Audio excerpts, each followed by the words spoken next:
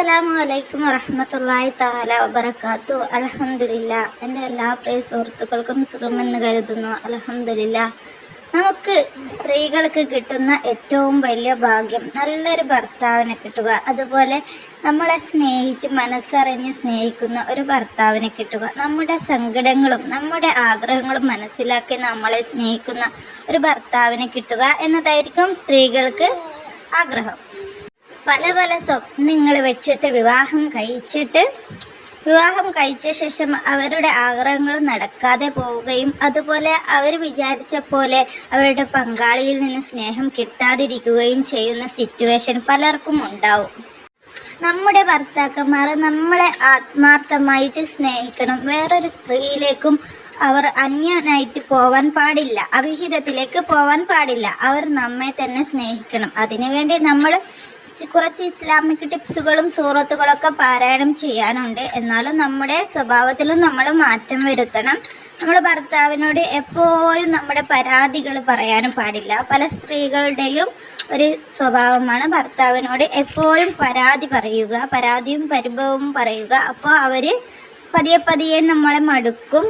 നമ്മൾ അങ്ങനെ ഒരു സ്വഭാവം നമുക്കുണ്ടെങ്കിൽ പരാതി പറയരുത് എന്നല്ല, എന്നും പറയരുത്. നമ്മൾ എപ്പോഴെങ്കിലും പറയുക, എന്നിട്ട് നമ്മുടെ ആ ഒരു സ്വഭാവമൊക്കെ മാറ്റുക. എപ്പം നമ്മൾ പോസിറ്റീവായിട്ട് ചിന്തിക്കുക, പോസിറ്റീവ് മൈൻഡിൽ നമ്മൾ ഭർത്താവിൻ്റെ നേരെ പോവുക. അവർക്കൊരു വിഷമം വരുമ്പോൾ നമ്മൾ അതിന് തണലായിട്ട് നിൽക്കുക. അതിന് അവരെ തളർത്തി പറയാതെ അവർക്ക് ഒരു സപ്പോർട്ടായിട്ട് നമ്മൾ സംസാരിക്കുക. അങ്ങനെയൊക്കെ ചെയ്താൽ തന്നെ ഭർത്താവിന് നമ്മളോട് കൂടുതൽ അട്രാക്ഷൻ ഉണ്ടാവും. ഒരു സ്ത്രീയുടെ ലോകം എന്ന് പറയുന്നത് ഒരു ഭർത്താവ് തന്നെയാണ്. ഭർത്താവിൻ്റെ ഒരു നല്ല സ്വഭാവവും പെരുമാറ്റവും തന്നെയാണ്.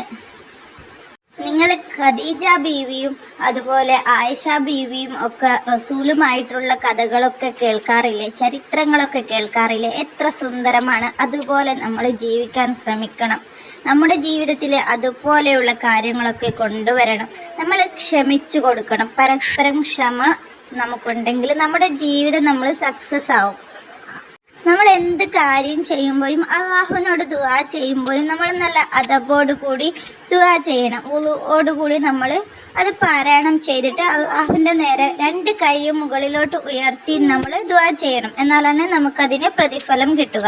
നമ്മുടെ ഭർത്താക്കന്മാർ നമ്മളെ കൈവിടാതെ സ്നേഹിക്കാനും നമ്മുടെ ആത്മാർത്ഥമായിട്ടുള്ള സ്നേഹം തരാനും നമ്മളെ പരിഗണിക്കാനും നമുക്ക് ഭാര്യ എന്നൊരു വില മനസ്സറിഞ്ഞ് തരാനും വേണ്ടി നമുക്കൊരു ഇസ്ലാമിക് ടിപ്സ് ഉണ്ട്. നമ്മൾ ഭർത്താവുമായിട്ട് കൂടുതൽ ഇടപഴകുകയും പെരുമാറുകയും ചെയ്ത റൂമുണ്ടാവും, നമ്മുടെ മണിയറ റൂം. ആ ഒരു റൂമിൽ വെച്ച് നമ്മൾ ഇഖ്ലാസ് സൂറത്ത് എത്ര നമുക്ക് അധികരിപ്പിക്കാൻ പറ്റുമോ അത്രയും നമ്മൾ അധികരിപ്പിക്കുക. നമുക്ക് ഡെയിലി ഒരു നിശ്ചിത എണ്ണം കണക്കാക്കിയിട്ട് ഡെയിലി പാരായണം ചെയ്യുക. എന്നിട്ട് നമ്മൾ ദുആ ചെയ്യുക.